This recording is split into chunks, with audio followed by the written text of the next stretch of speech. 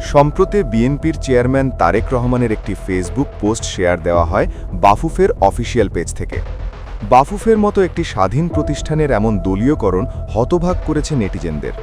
অতীতে কখনোই কোনো রাজনৈতিক ব্যক্তি বা দলীয় প্রধানকে সরাসরি প্রমোট করার নজির নেই বাফুফের। প্রশ্ন উঠেছে, কার ইন্ধনে নির্লজ্জ দলীয়করণের শিকার হলো বাফুফে? অনেকেই হয়তো জানেন না, বাফুফের বর্তমান সভাপতি তাবিথ আউয়াল 2015 ও 2020 সালে ঢাকা উত্তর সিটি কর্পোরেশনে বিএনপির হয়ে মেয়র নির্বাচনে প্রতিদ্বন্দ্বিতা করেছেন। পাশাপাশি জড়িয়েছেন দুর্নীতিসহ নানা বিতর্কিত কর্মকাণ্ডেও। এমনকি বিদেশে অবৈধ সম্পদ গড়ে তুলেছেন এমন ধনকুবেরদের তালিকা প্যারাডাইজ পেপারসেও উঠে এসেছে তার নাম। তবে কি তারেক রহমানের প্রশ্রয়ে তাবিথ আউয়াল হতে যাচ্ছেন নতুন কাজী সালাউদ্দিন? নতুন বাংলাদেশে আমরা আর কোনো রাষ্ট্রীয় প্রতিষ্ঠানের দলীয়করণ চাই না। চাই না আবার ব্যর্থ ক্রীড়াঙ্গন।